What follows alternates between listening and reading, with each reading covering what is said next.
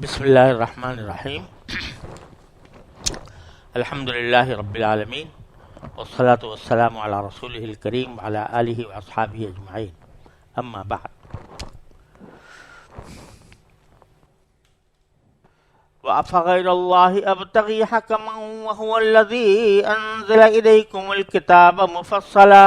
والذين آتيناهم الكتاب يعلمون أنه منزل من ربك بالحق فلا تكونن من الممترين وتمت كلمة ربك صدقا وعدلا لا مبدل لكلماته وهو السميع العليم وإن تطع أكثر من في الأرض يضلوك عن سبيل الله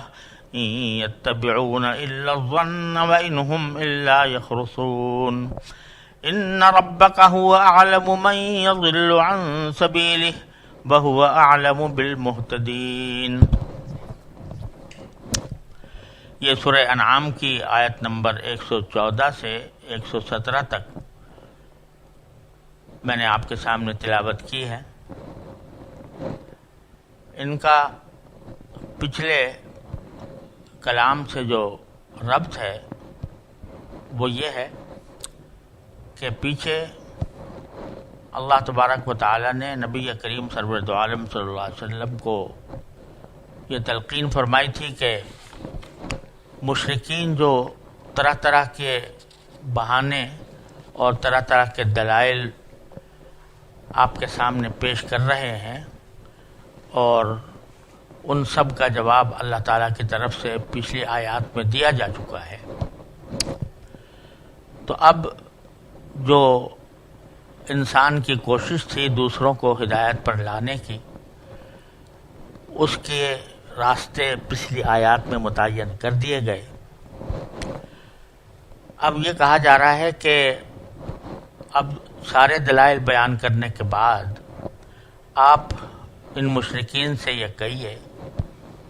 کہ میرے اور تمہارے درمیان جو تنازع ہے یا جو اختلاف ہے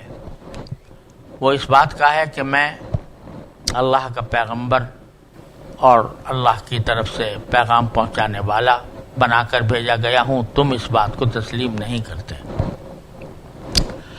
تو جہاں تک دلائل کا تعلق ہے وہ پیچھے بیان کیے جا چکے۔ اب فیصلہ اسی طرح ہو سکتا ہے کہ کسی کو حکم بنایا جائے، یعنی کسی کو فیصل بنایا جائے کہ وہ فیصلہ کرے کہ ہم میں سے کون برحق ہے۔ تو اللہ تبارک و تعالیٰ نے نبی کریم سرور دو عالم صلی اللہ علیہ وسلم کو یہ ہدایت دی کہ ان سے یہ کہو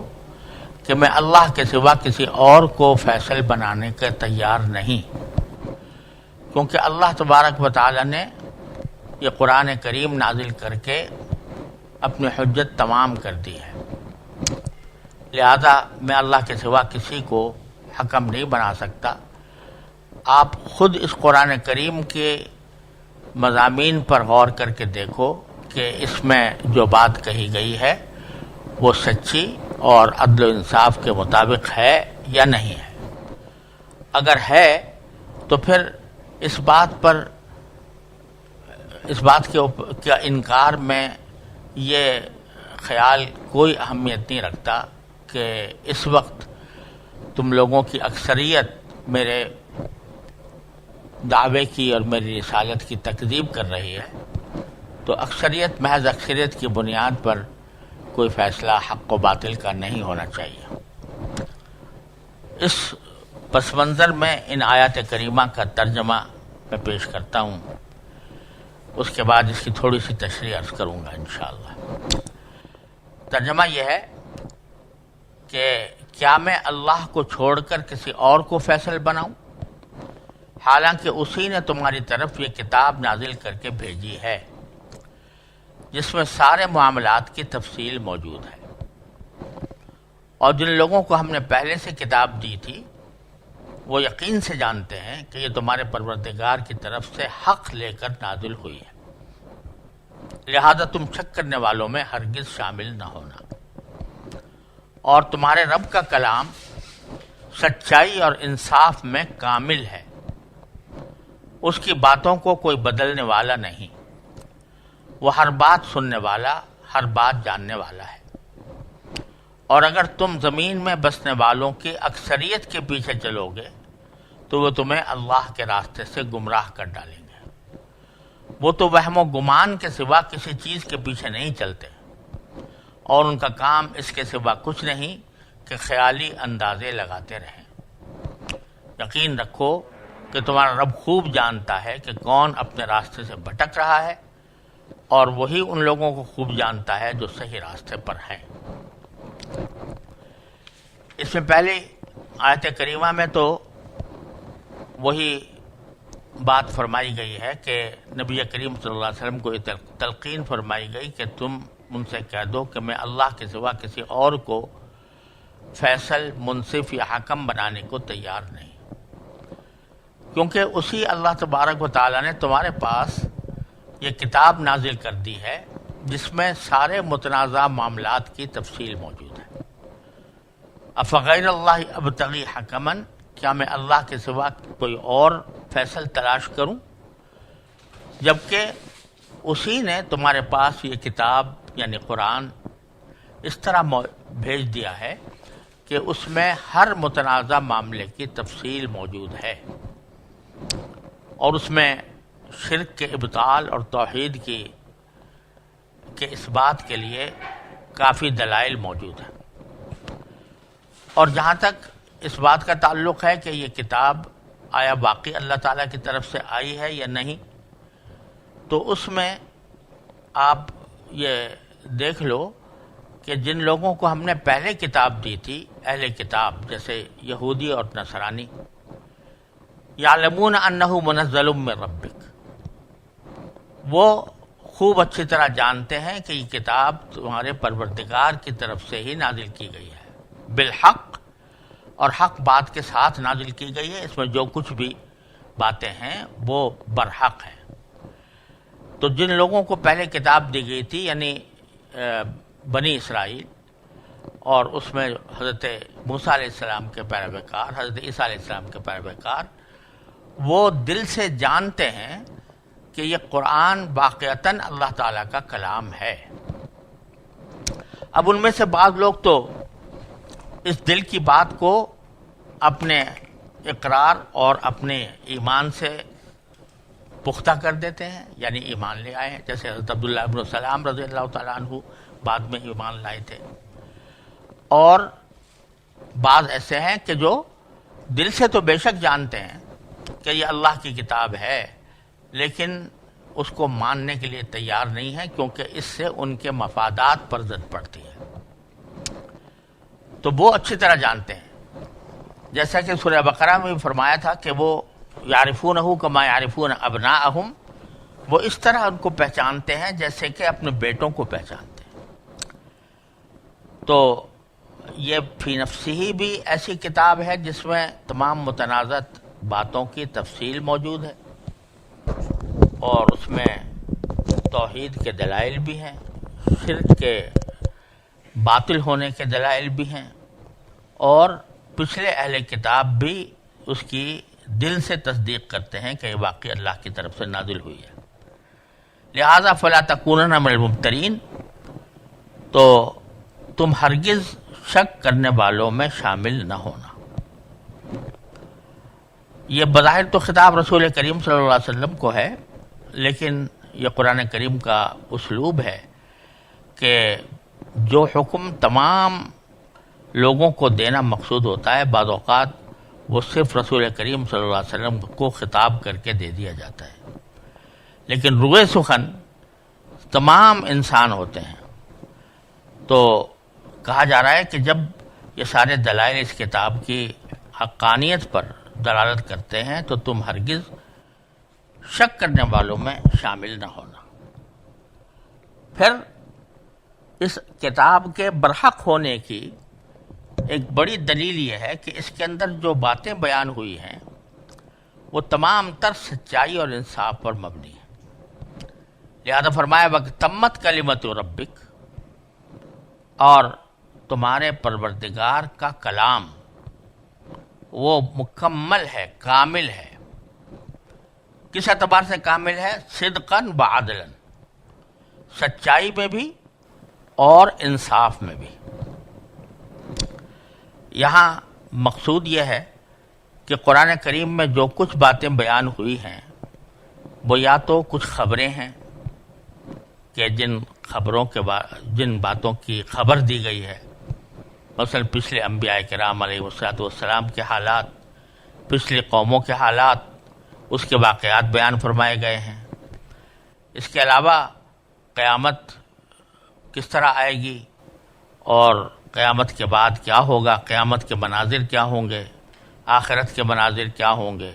یہ ساری خبریں بیان کی گئی ہیں۔ تو خبر کوئی بھی دی جائے، چاہے وہ ماضی کی ہو، حال کی ہو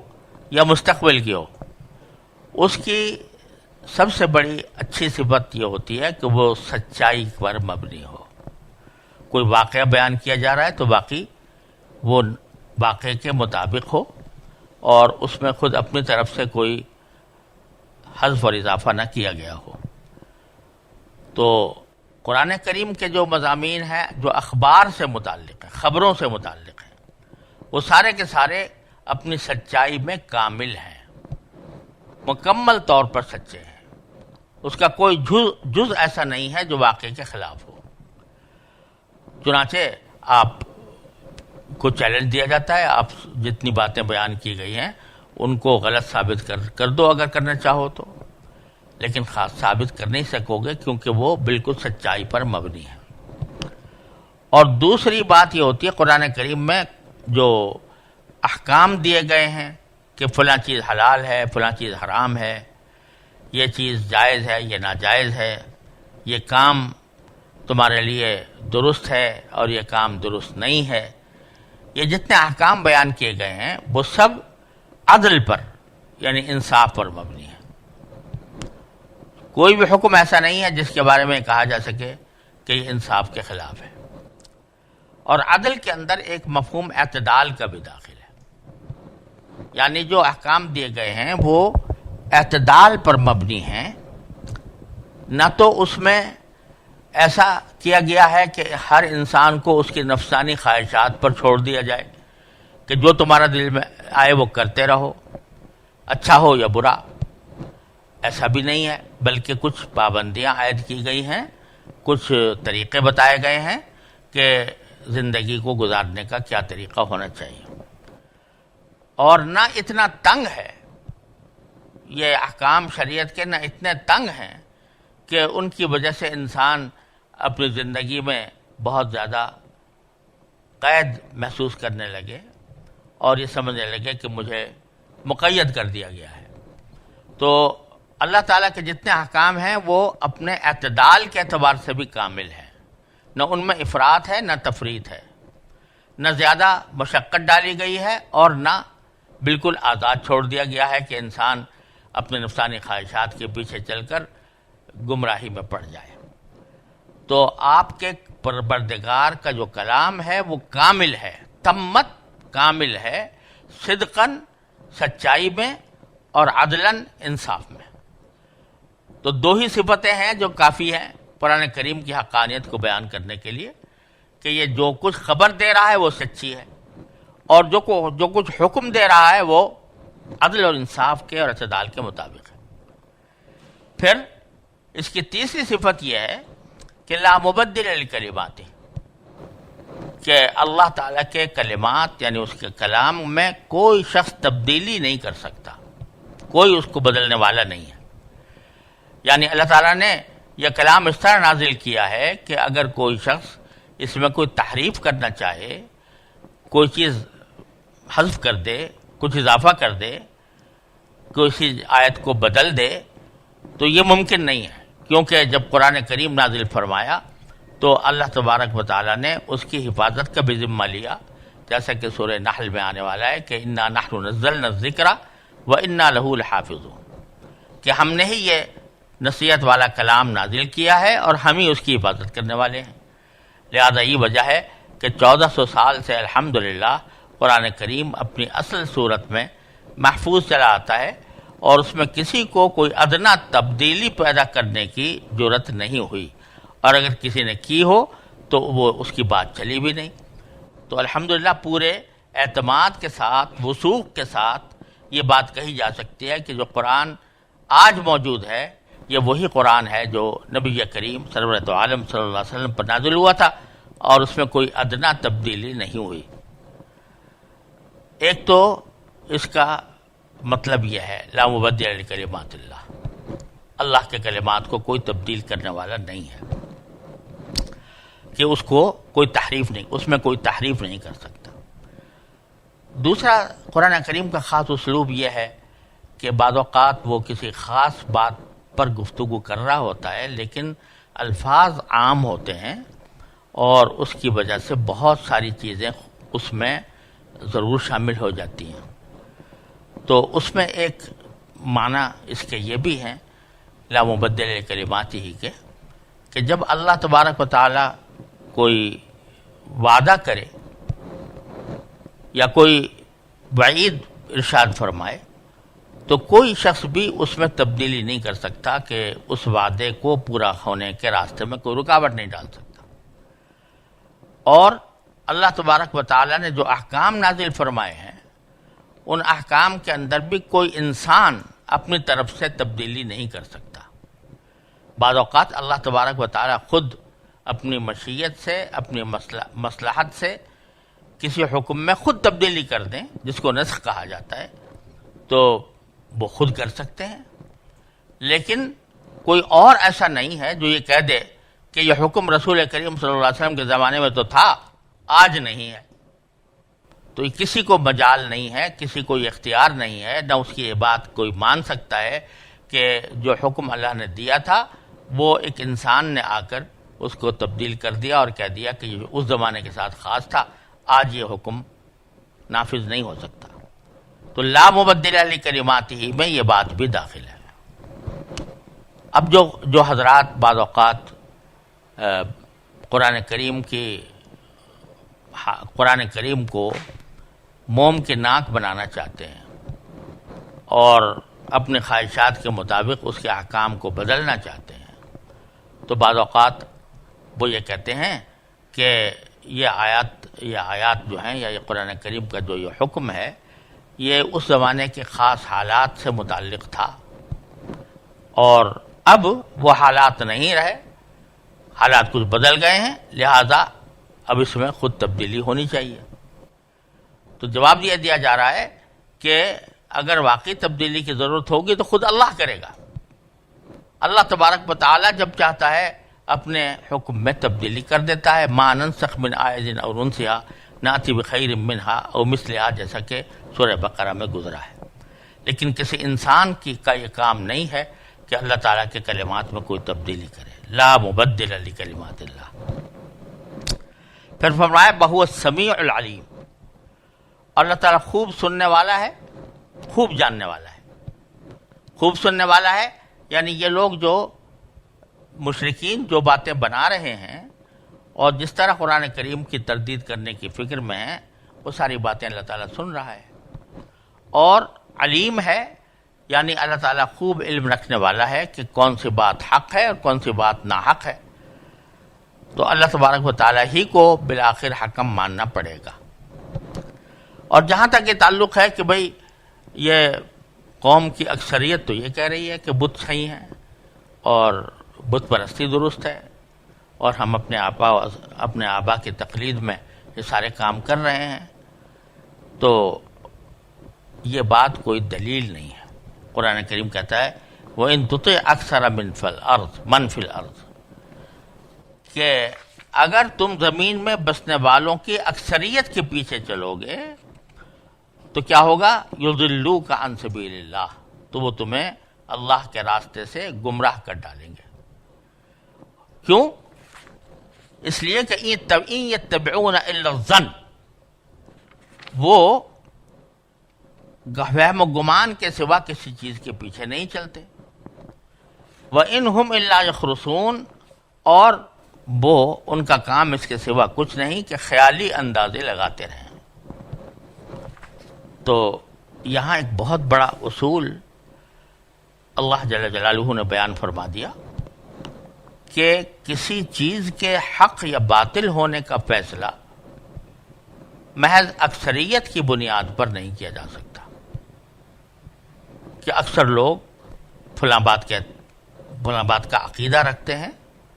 تو بس وہ عقیدہ برحق ہو گیا، فلاں لوگ ایک خاص قسم کا نظریہ پیش کرتے ہیں اور ان کی اکثریت ہے چاہے دنیا میں یا کسی خاص ملک میں، تو اس کی بنیاد پر حق و باطل کا فیصلہ نہیں کیا جا سکتا۔ یہ بہت بڑی ضرب ہے اس جمہوریت پر جو یہ کہتی ہے کہ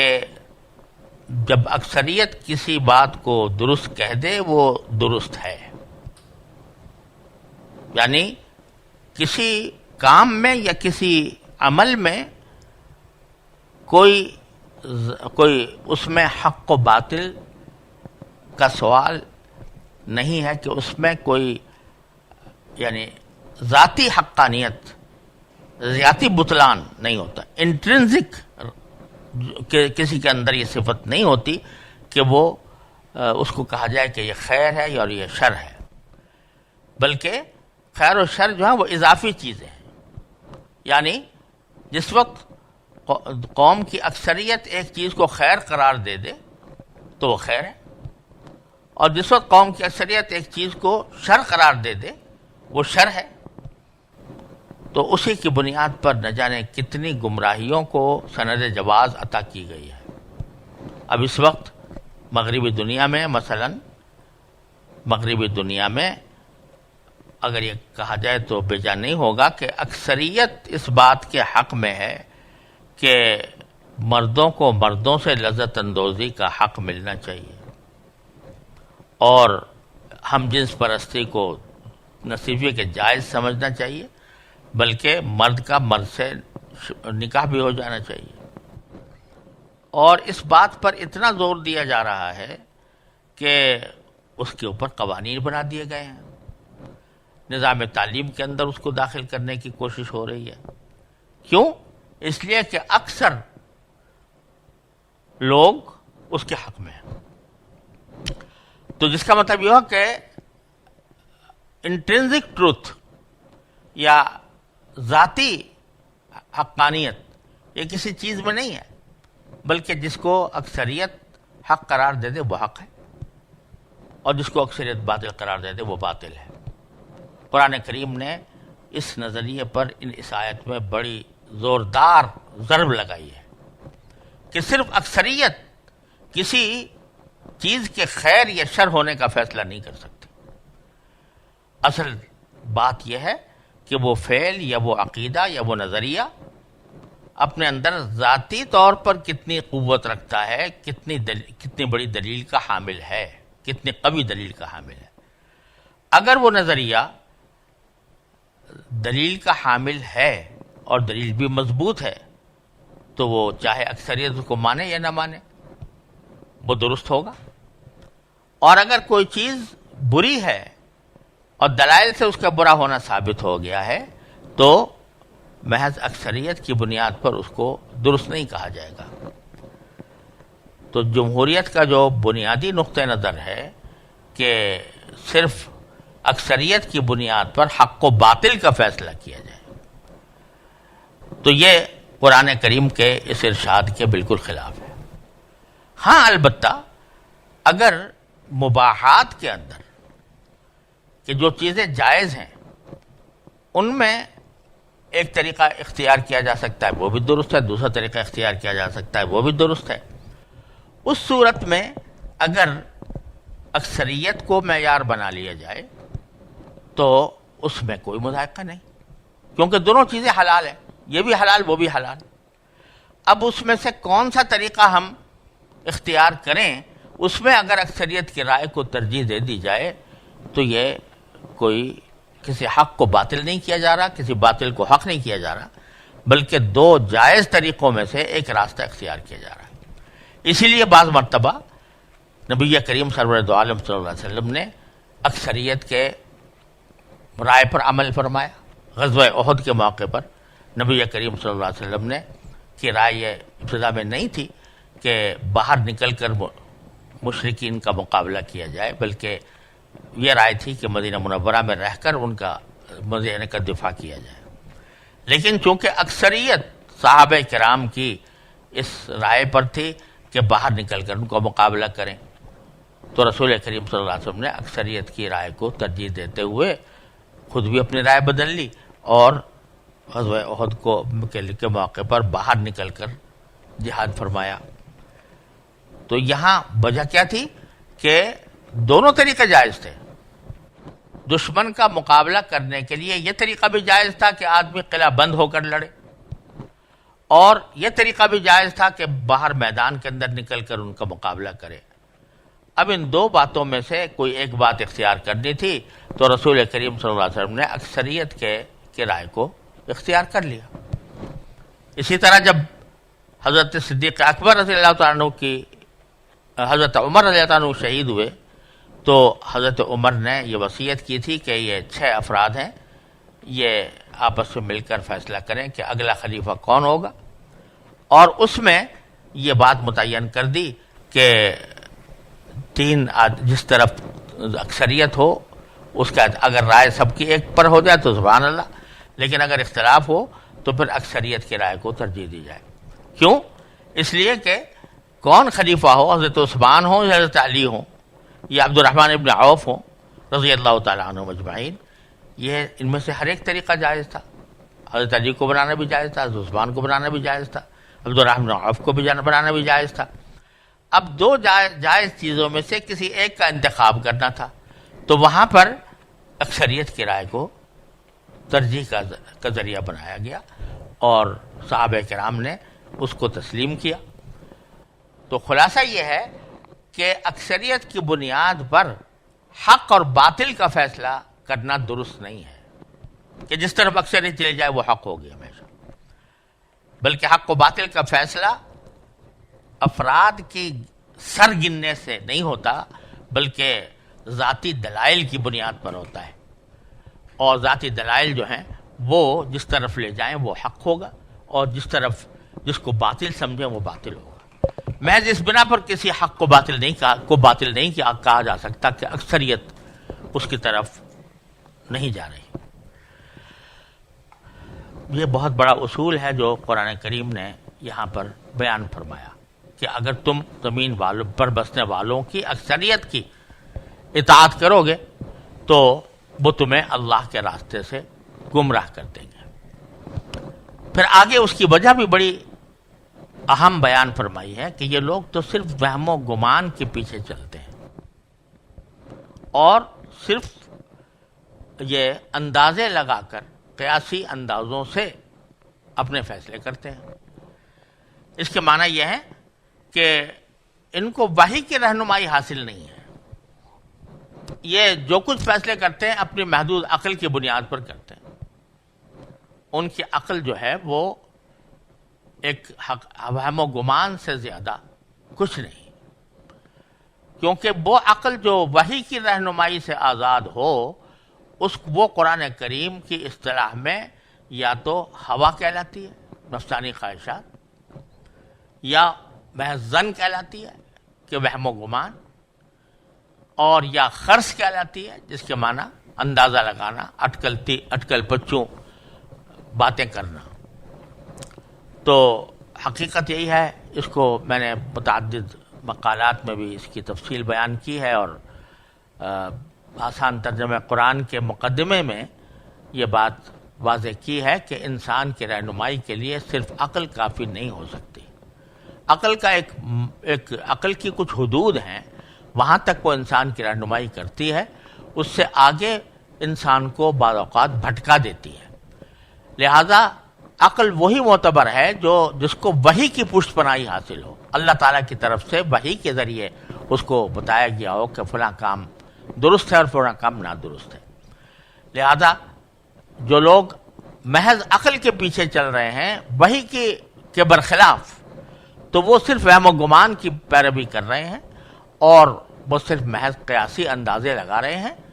ان سے حق و باطل کا فیصلہ نہیں ہو سکتا۔ پھر فرمایا ان ربک هو اعلم من یضل عن سبیلہ، یقیناً تمہارا پروردگار خوب جانتا ہے اس کو جو اللہ کے راستے سے بھٹکتا ہے یا بھٹک رہا ہے، وَهُوَ أَعْلَمُ بِالْمُهْتَدِينَ، اور وہی جانتا ہے کہ کون سیدھے راستے پر ہیں، ہدایت یافتہ ہیں۔ تو اس لیے یہ محض خیالی اندازوں اور قیاسات کی بنیاد پر جو فیصلے اکثریت بھی چاہے کر رہی ہو تو وہ قابل اتباع نہیں ہے، بلکہ جس عقل کی بات کو وحی کی رہنمائی حاصل ہو وہی بات در حقیقت قابل قبول ہے۔ وآخر دعوانا الحمدللہ۔